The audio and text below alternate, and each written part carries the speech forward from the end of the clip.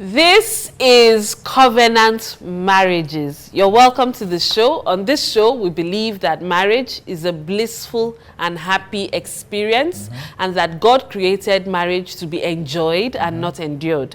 And our goal, our sole mission, is to show you how to get there. We do this by inviting guests who will take us through their experiences and show us from the Word how to really practice marriage God's own way. My name is Chigozirim Otefe Edebi. I am a proud, happy ambassador of blissful marriages. And I'm always here with... Hi guys, my name is Tomi Adesonya, and welcome once again to Covenant Marriages. We basically share what God had in mind, when He was creating this institution called marriage. Ensure you subscribe to our YouTube channel just so you don't miss out on anything. Follow us on all our social media platforms, and I think that's about it. And very usually we go to the street to hear what they have to say concerning our different topics from episode to episode. Yes. So the people on the street, they usually have interesting perspectives. Interesting views, exactly. All right, Tommy. So today's episode, we're discussing communication in marriage. He said, she said. There's this book, Men Are From Mars, Women Are From Venus. Sounds nice. So, communication. Tommy, why do men, I heard they said men don't talk. Is it true? It's all you don't like to talk. It's all a lie. You just want to marry and be like quiet. This. No, it's a lie. But once football comes, you are alert, you are live, and the remote is with you. True or false? False. Are you like that? I'm not even a football fan. So, but you engage, you communicate. Yeah, I engage, I talk. And most times I can't wait to get home to talk to my wife. Oh my gosh, Tommy. That's my best friend. Sorry, he has gone. He's not the market again. Get you, they told me. Okay, so so it's important that men talk. I know women, we like to talk about everything. Okay, so does that stress you? What do you think? Is your wife like that? Like, we need to analyze everything. We need to discuss everything. We need to talk about everything. We need to give a blow-by-blow account. Funny enough, I was a bit like that before we got married. Okay. Yeah, when we were still dating. Any small quarrel, I will now talk. Now talk. That, while I'm talking, she will just do like this. Something I'll be telling me, I'm sure it's the Holy Spirit guy, you talk too much. So then I'll just calm down. Right now, she does more of the talking. And I do more of the listening. But I give my own, contribution. You do more of the listening now? Okay. Yes. But on this show, you must talk to me. I must talk. All right, ladies and gentlemen, we'll be right back after this break. So we dig into the show proper. Don't go anywhere. We'll be right back.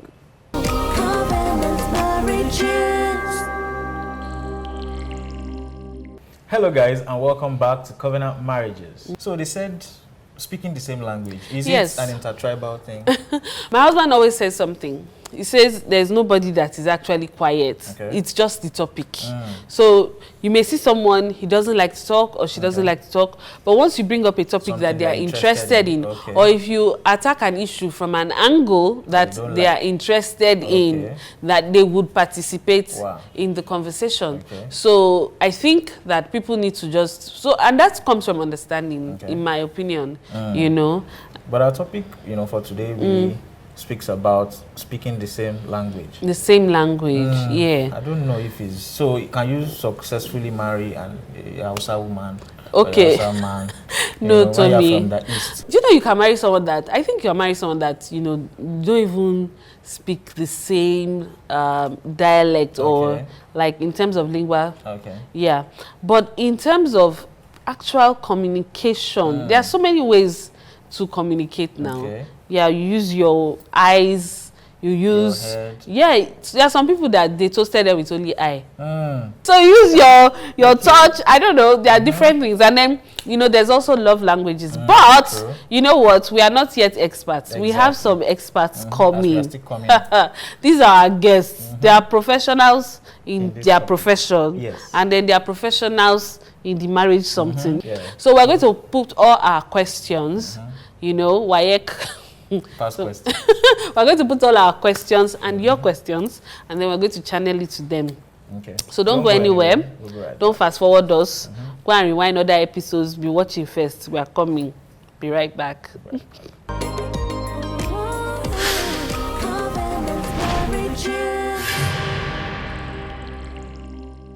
Welcome back from that break. Yes, we have our guests with us, our guest couple. They are here to deal with the subject of communication. So I think Tommy will be introducing them today. Okay. Yeah. So we have the Osinaikes in house right now. They're both doctors. Dr. Mr. and Dr. Mrs. Doctor and Dr. Exactly. They've gone to school and they spend a good amount of time in school and they've learned a lot. And these people are known to, they can code anything for you. You know, they can do like this and it means something. But you don't know as the third party. Yeah, so they are great communicators. They know how to talk to each other and communicate with each other. And yes, we have them here today. Yeah. So, over to you. So first of all, off the top of my head, so both doctors and so in communication, use the medical language to the subcutaneous level of the. So tell us about the communication dynamics in your marriage. Like, what kind of communicator is he, or who have you grown to be, or the journey you have gone with communication? Just about your marriage first, before we dig in. Ladies first. He asked the question, has he always been like this? No, he has not always been like this. Because you find out that when you first get married, you have two different people coming from two different backgrounds. And you now learn to come together. There's something we used to say, because my husband brought things from his own family. I brought things from my own family. I remember the very first year we got married. I'm used to, on your birthday, everybody comes around, everybody wakes up before you, and everybody comes around you and drops your gifts, and then now wakes you up. Wow. And then they now sing for you. Wow. But when I got married, it was a rude shock. Welcome to Africa. This is what I'm used to. Wow. You know, and that was where actually I think our communication actually started, apart from courtship, where we realized that, look, you are coming with your stuff from your family. I'm coming with my stuff from my family. Those are two different families. You now have to decide what is going to be our own thing.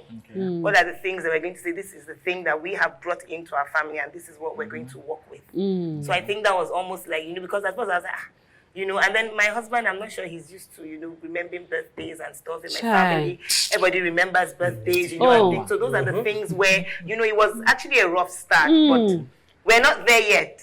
We're not there yet, but we're still work in progress. We're still work in progress. You know? So that's why I said that we have not always been like this. You know? So for you, what were the dynamics like? Was there any jolting moment like she had? Well, I guess largely is now having to put words to your feelings. Okay. I'm a very introverted person. And I guess medicine, being a doctor, also didn't help me so much because you almost like learn to process your thoughts internally. All this reading. Apart from the book, you're trying to internalize a lot of emotions from work scenario and everything. The second born in a family. I grew up, my parents are monogamous, but I grew up in the family house where you had a lot of uncles and you're practically exposed to the different types of emotions you see and trying to then give expression to your own thoughts. So I started out from the very introverted.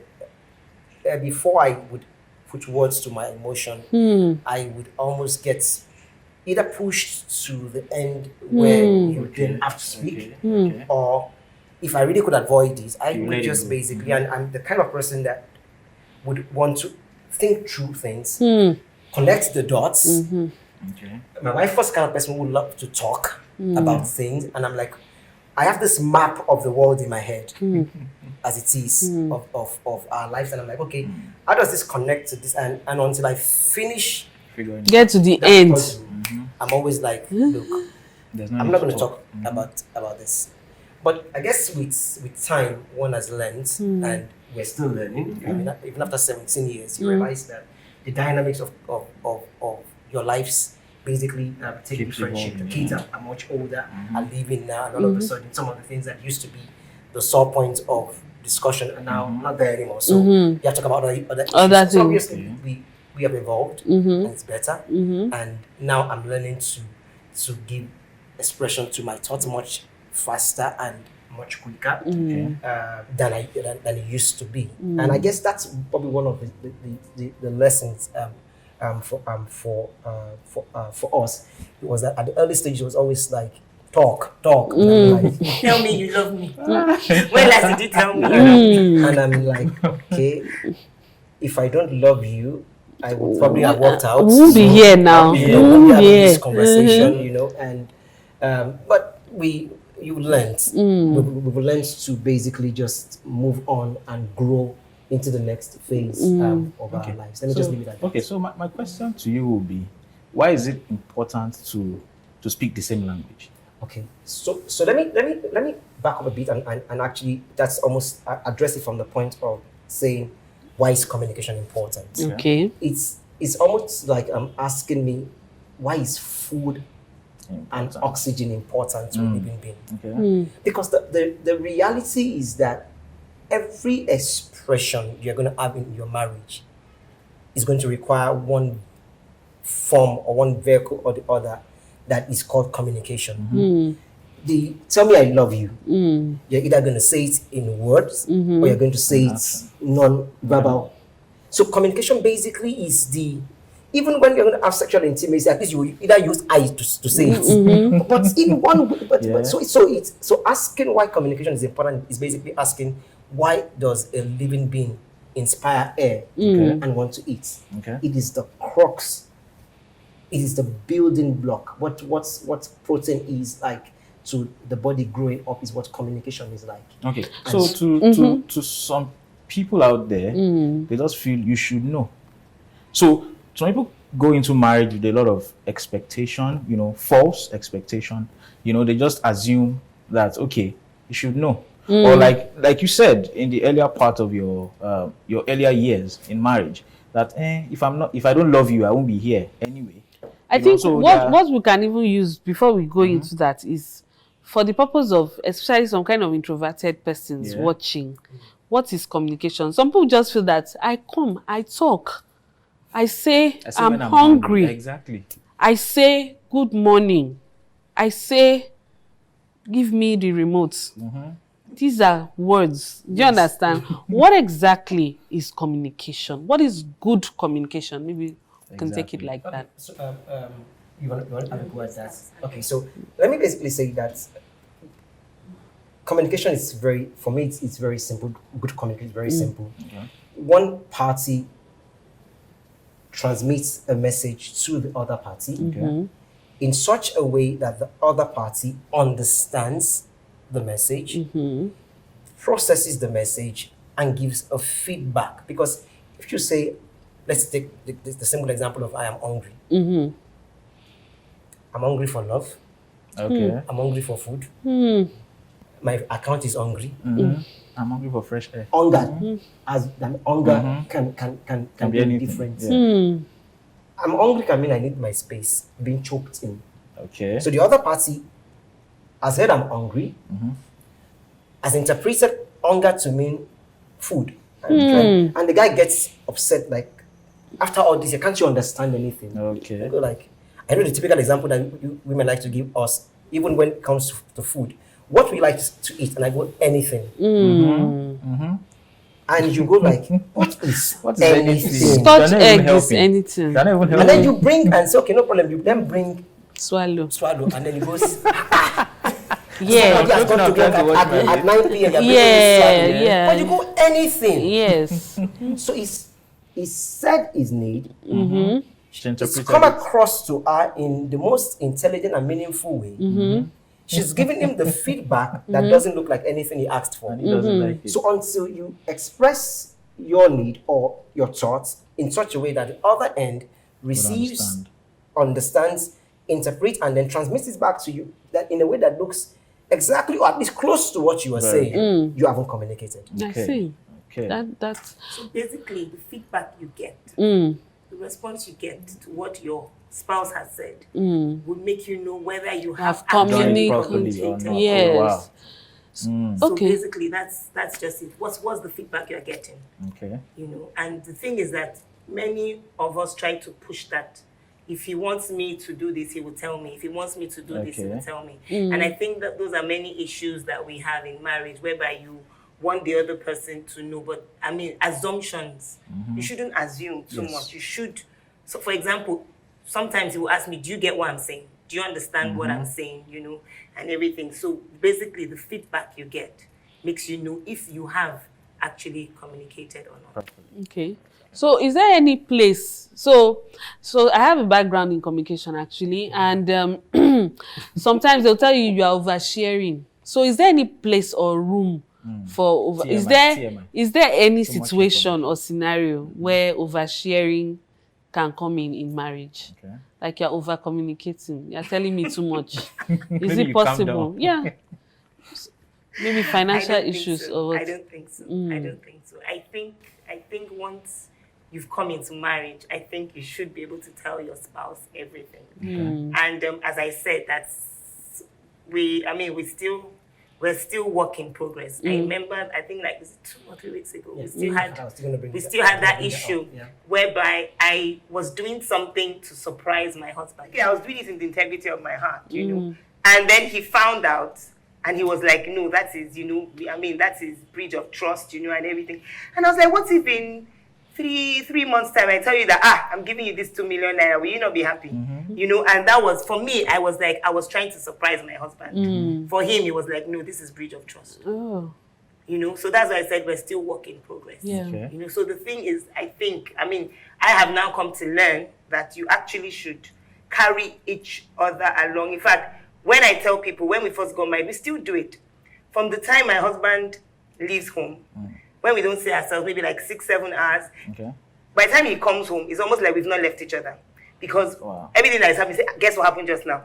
This, that. So it's like almost like we've been through the whole day together, even though we've not been together. And I think that's very important in the marriage. So they can't surprise you, sir. Sorry.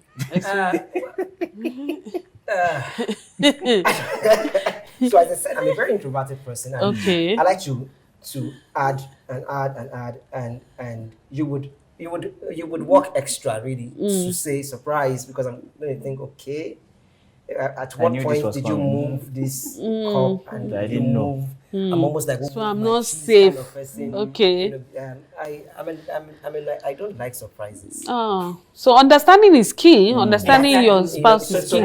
So I'm taking a cue from that, but I was going to bring that up at some point in the discussion to say that, look, even after 17 years, and when you think you have everything on lockdown, you still realize that, okay, we didn't quite cover that part, and there's no point beating up yourself. But what obviously must happen is that the issue for me is the progression. Okay. And because she said something about what happened 2 weeks ago, and how you know you're growing as marriage units, communication-wise, is ask yourself, how well have we progressed? Okay. And I'm saying this so that people get this burden off their shoulders, that you're never going to come to a place. I do not think so, because you're changing individuals even within the same marriage unit, and you're never really going to get to that place where you would not have instances that appear to like, okay, this is kind of funny. Yeah. Because as you progress age-wise, your body is changing, your physiology is changing, moods change sometimes, especially a woman is getting towards menopause. And she can be a lot more emotional than and I said that to say this, that therefore you would still have instances that go like, these are flashpoints. Okay. But the issue and how you would know that you've grown and you become better is that the emotional capital you'd have otherwise dispensed in years gone by to get to a resolution is less. Yes. Or the time is much better, because now then you'd understand. You will still have a little bit of slip up here and there. In the case in point she was talking about, I even had a slip up in terms of the timing of when to bring up the issue. Because I mean, after the initial, look, don't surprise me. The only surprise that should happen, should be the one that I plan. Okay. Okay. The timing to then bring up the issue to say, let's discuss. I had the training the following day, and I felt, look, let me just get this off my table because I'm going to be stuck at the training all day. Okay. She was doing school runs that day, and she felt, okay, this is not an appropriate time to and bring I'm thinking it up. that maybe we discuss this matter now. Mm-hmm. And then you realize that, okay, you can still miss out on those little things, but how many days you would have then gone by, say 5 years ago, to what it is to resolve it now, then it should be better. If it's not getting better with time, then there's still a problem with either, and it's not just a one-person issue in communication, it's the units. There's still something wrong. So I have a twist to that question. You know, so if maybe you're having conversations with friends and family, and one party is sharing too much information, how can you pull the person back without literally saying, excuse you, sorry, English.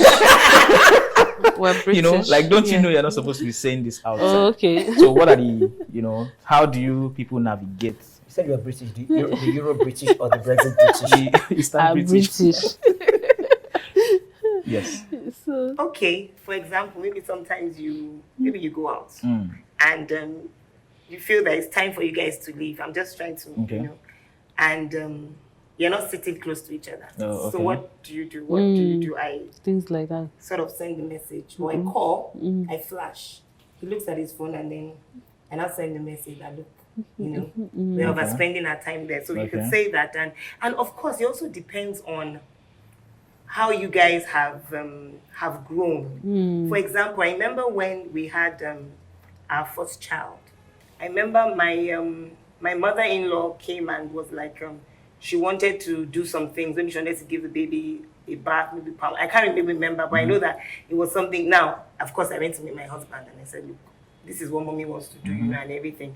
Now, at that point, we had decided, both of us had decided that, look, when you talk to my mom, let me be the one to tell her. Okay. You know, and if it's the other side, let me be the one to tell her. The thing is that there's some things that, and I think the reason why people still have issues with communication in marriage is because for people that are dating, they do not talk. They're not talking. All they're doing is they're going to the movies, they're on their phone. Even when they go out to eat, they're on their phone. True. So people are not talking. They're not discussing salient issues. How many children do we want to have?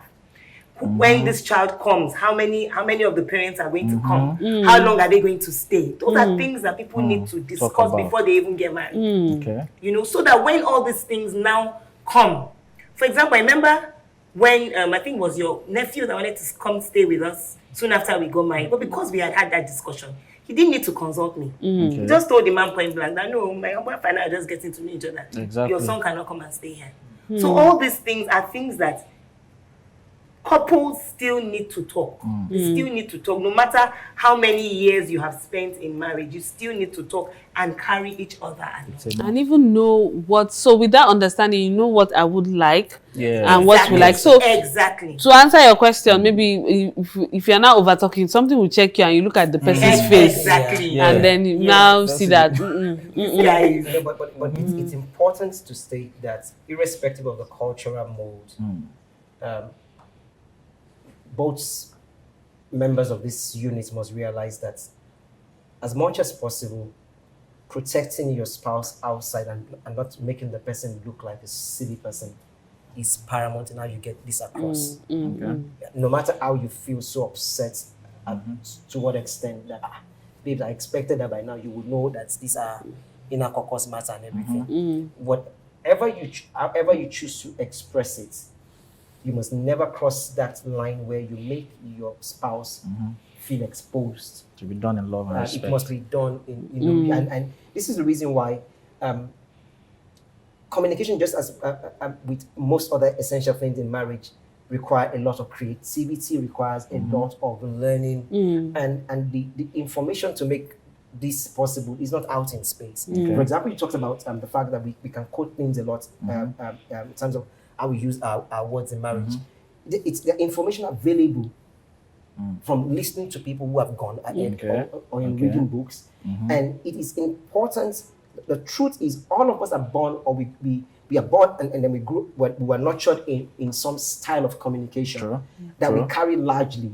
And those styles of communication can be a very difficult obstacle to break through. True. You break them by knowledge, by information. You break them prayerfully by accessing those information that make you realize you can't always say it the way, because in your village, I mean, I give you a classic example. I mean, you know, in Yoruba part of the country, they go, our wife.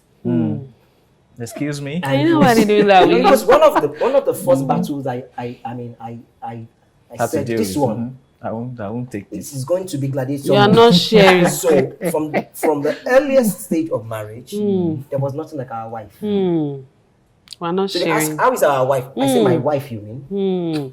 And we went on and on with my family members for as long as we could drag it. Correct the pronoun. When they got tired, they would go, how is your wife? Add the Or when why. they see us, they would say, my wife and I.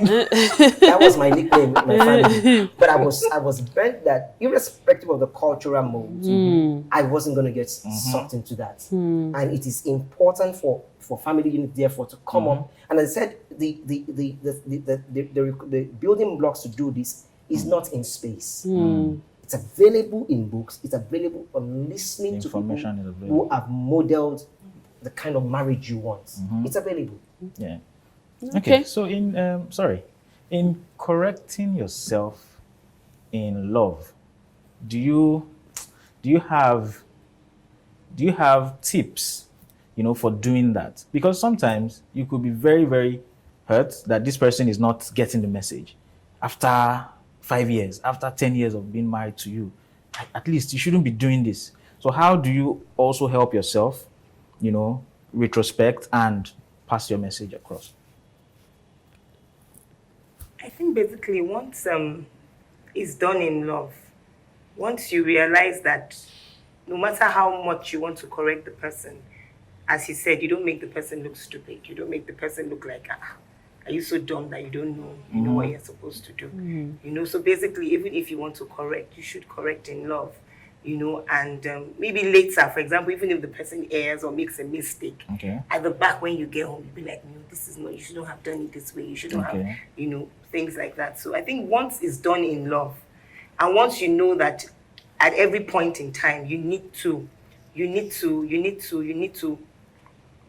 cover your spouse, whatever mistake your spouse makes. You need to realize that you have to cover the spouse's mistake. You don't expose each other.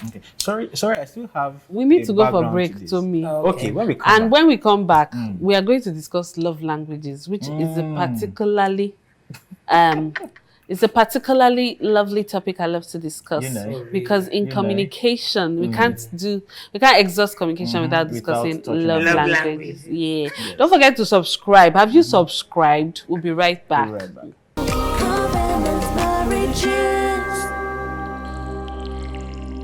Welcome back from the break. So we were talking about communication, and we're here with the Osinaikes, Dr. and Dr. Mrs. Osinaike. And we have emphasized the importance of talking from one person to the other, listening, giving feedback. Tommy, you were about to ask a question. Yes. Okay, so my question is this. If you have a spouse that is not willing to have, that's not willing to be confronted, like maybe he or she did something bad, and the spouse is trying to explain, and she's not willing to take that feedback. She's always fighting feedback. Yeah. So how would you communicate with such a person? Okay.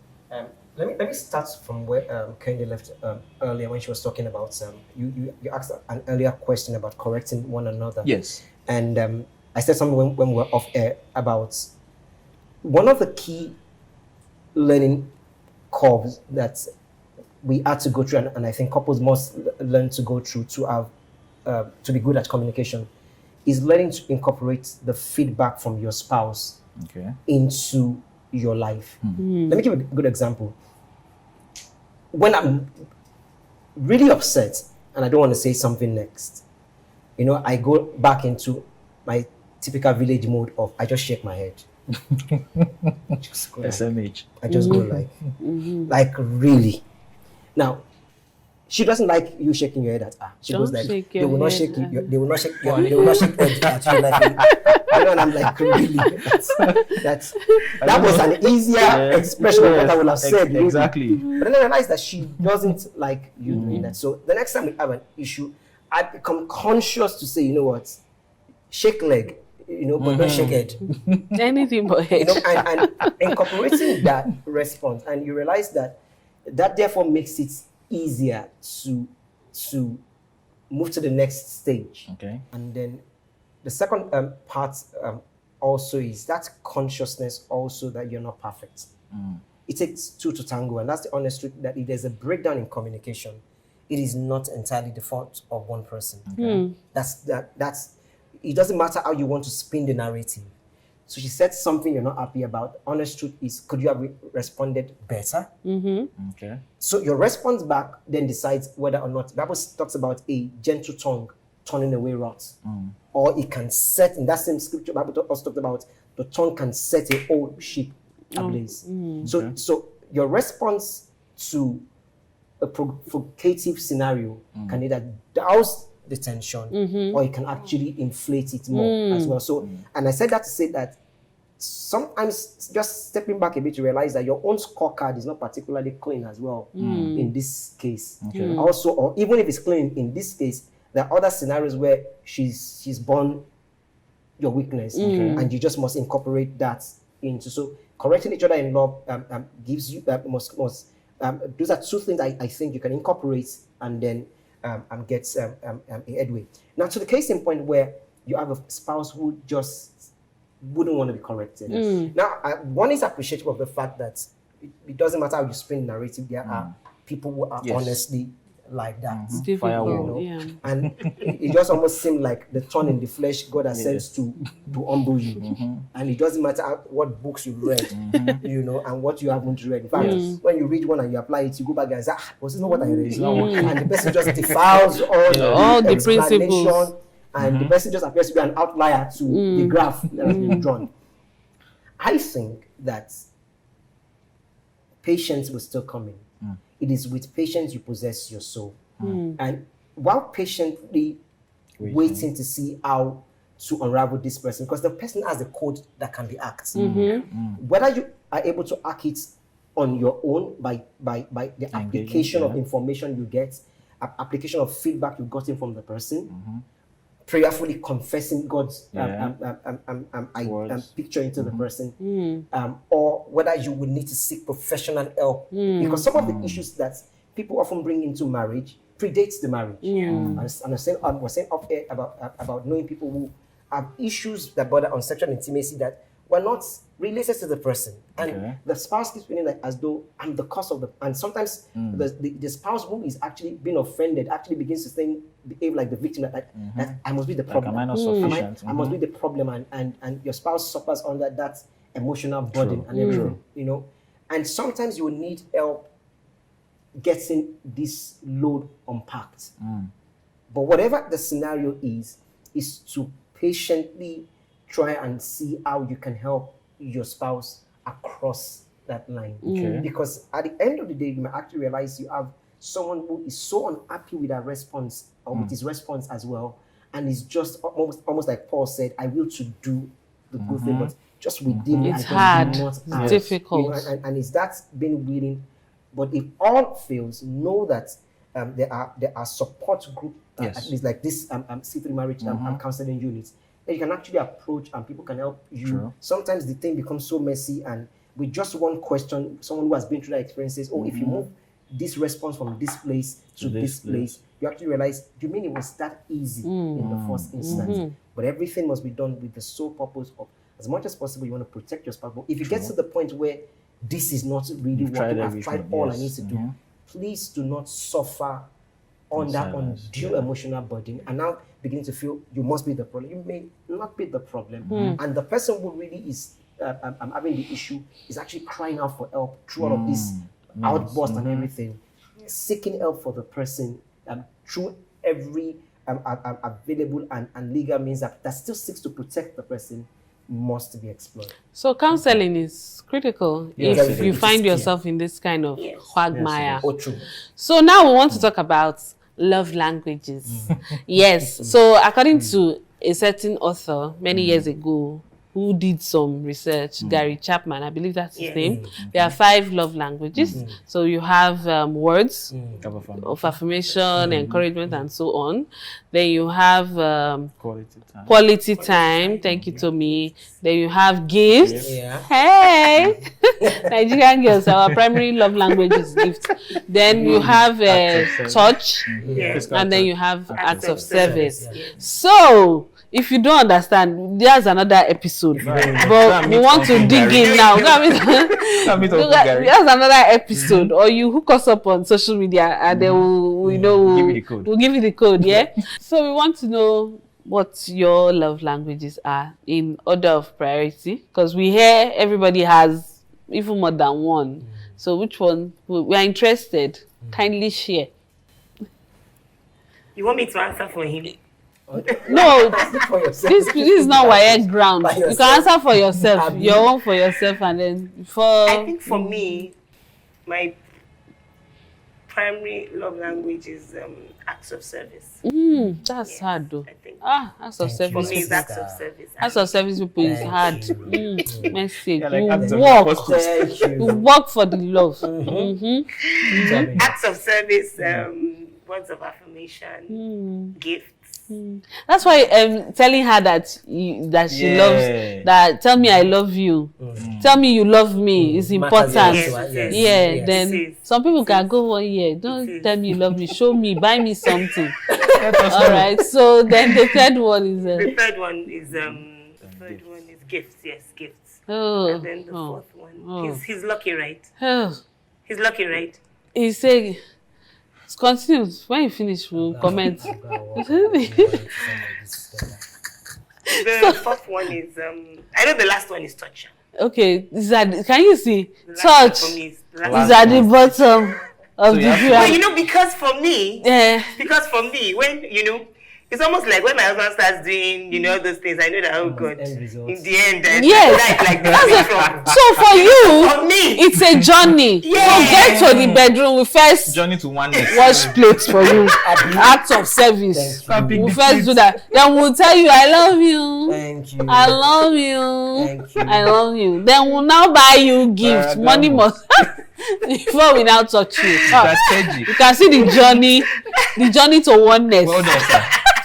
So, sir, let's hear your own in order of. Thinking of it. So, quality time is not.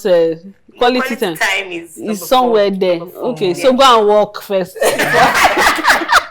Okay, so, sir, what about you? I thinking about it that, I knew it was going to be asked, but over the years, I've never really given any serious thought to say this is the particular way. Okay, but you could, which one is priority? Priority for me really is what is in front of me at that point in time.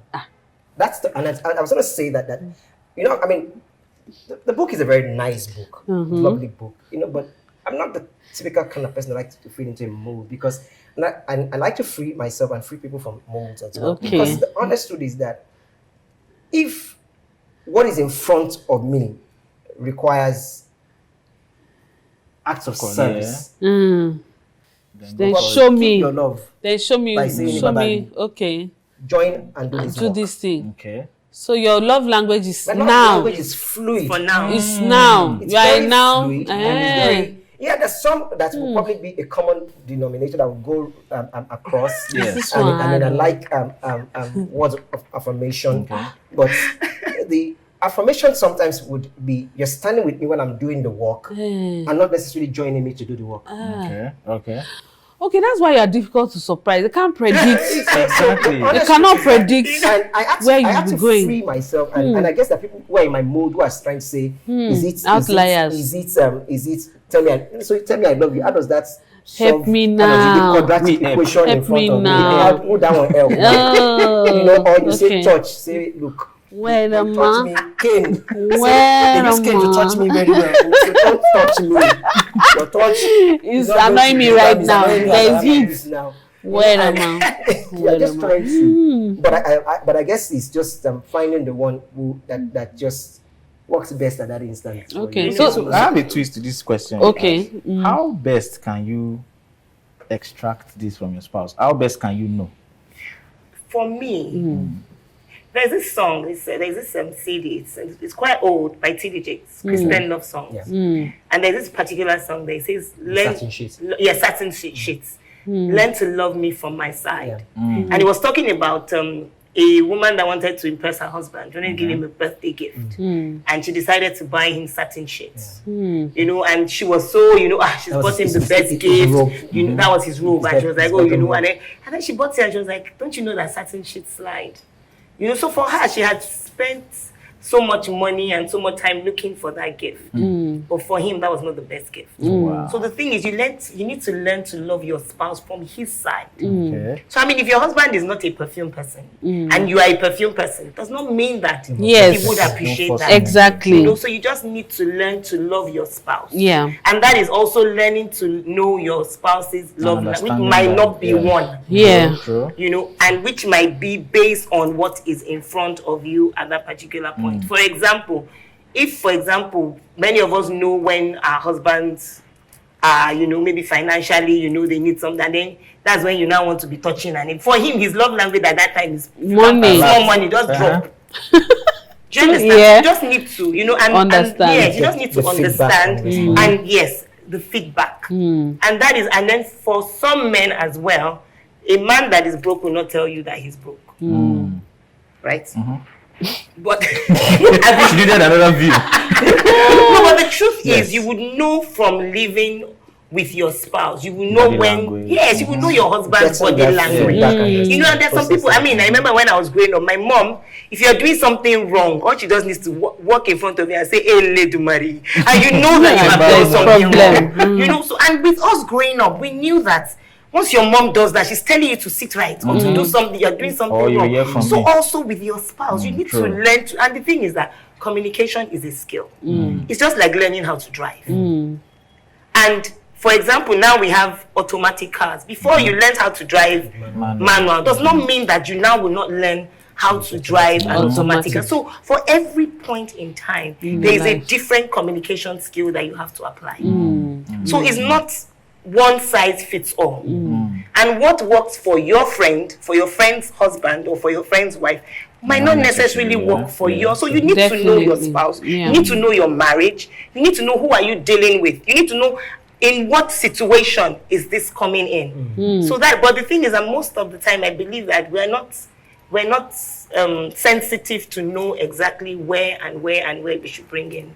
You know, for some to say, this is my love language, this is what my love language is, and it must be this. It mustn't always be this. It might be something else. And you said something earlier on, about one of the difficulty we tend to have communicating also is that when we communicate, the response we expect from our spouses or our partners, we appear to have our mold already precast. They've told you that if you tell him I love you, he responds back by opening his wallet. So you tell him I love you, and the man grabs and further tightens his wallet. And then you're thinking, this must be weird love. Stingy.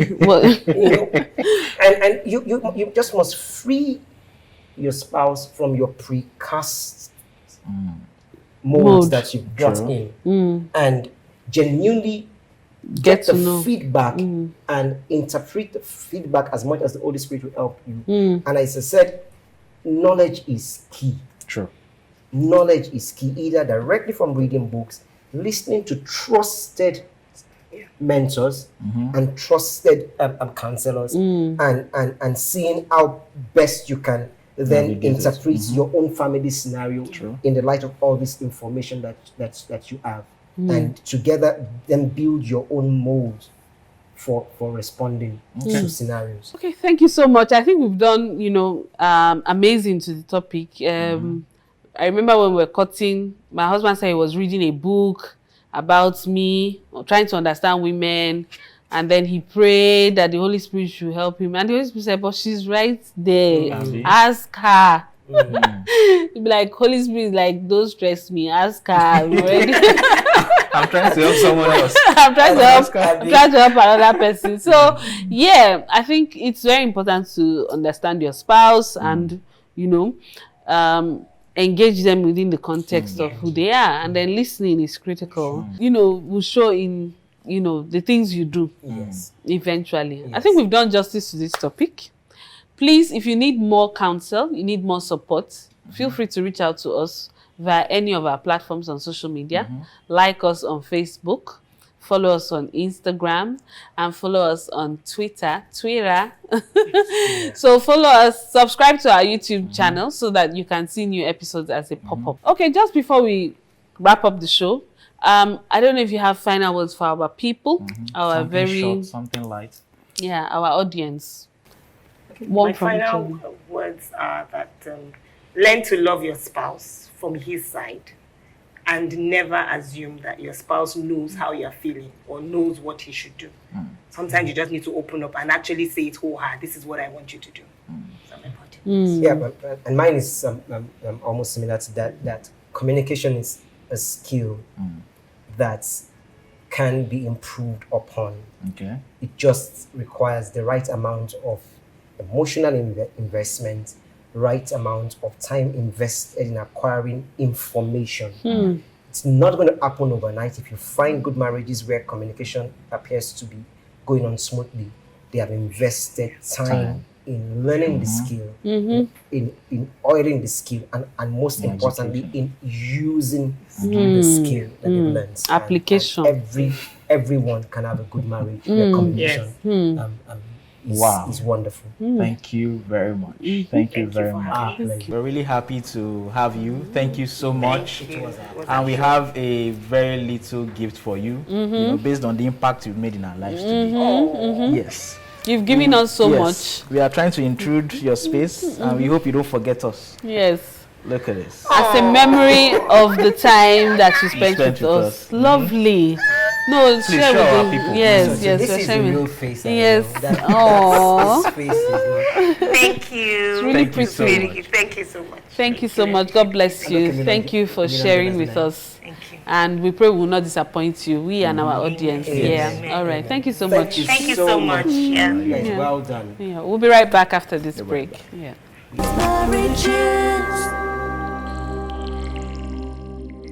Communication in marriage, well, it sometimes is not so easy, because maybe when one partner is so sure of something and the other person does not seem to get it, sometimes when you're trying to tell the other person what you're sure of, it deteriorates.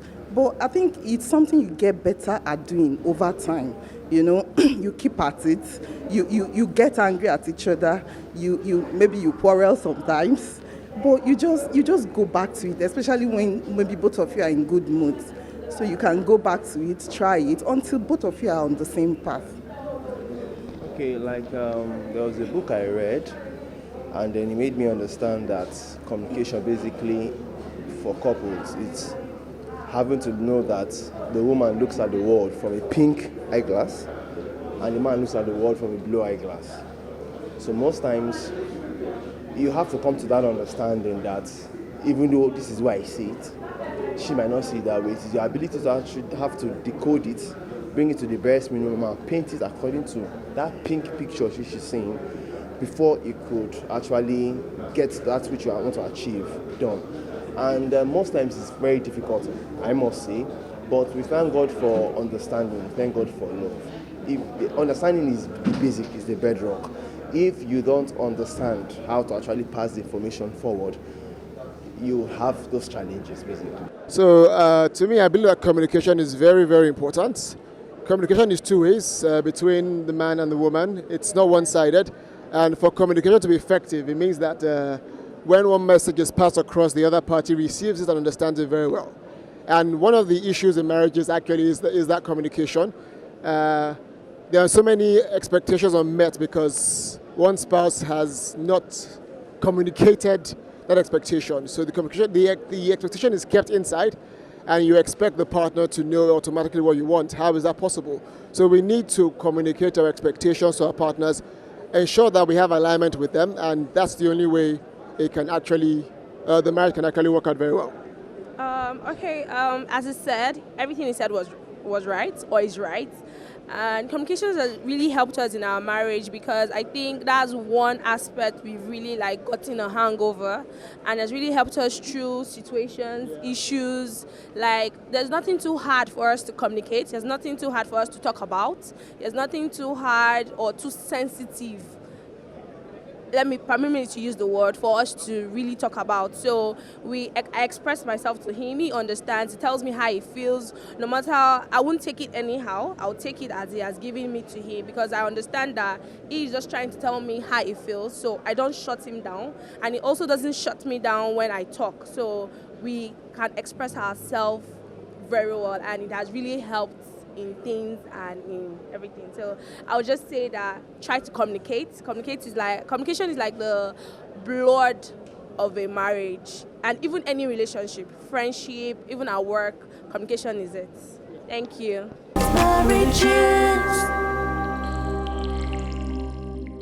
Hello guys, and welcome back to Covenant Marriages. On today's episode, we've been talking about how to properly communicate with your spouse. So let's hear from Chigo if she really learned anything today. So me. The way you revere me, I appreciate. Well, they said it all, they said it all. There's no marriage without communication. I mean, if you're the kind of person who doesn't like to talk and you are preparing to get married, please try. Drop your phone. You understand? You need to communication. Marriage without communication, it can't exist. It will be frustrating for both parties. If both parties need to talk, you need to engage, you need to understand what your spouse needs, and you need to meet that need. And to do that, you need to communicate, transparently. And also that you need to protect your spouse in communicating. So just so they don't look like they don't know what they're doing. Yeah. All right. So sadly, we have to go. We've come to the end of the show today. Ensure you subscribe to our YouTube channel and follow us on all our social media platforms. Do you have any final words for your Nothing is the usual word. Be doers. Be doers. Not just hearers. If you only hear, and you don't do, you won't see the results. So you got to be a doer and not just a hearer. Till we come your way again. Bye. Bye.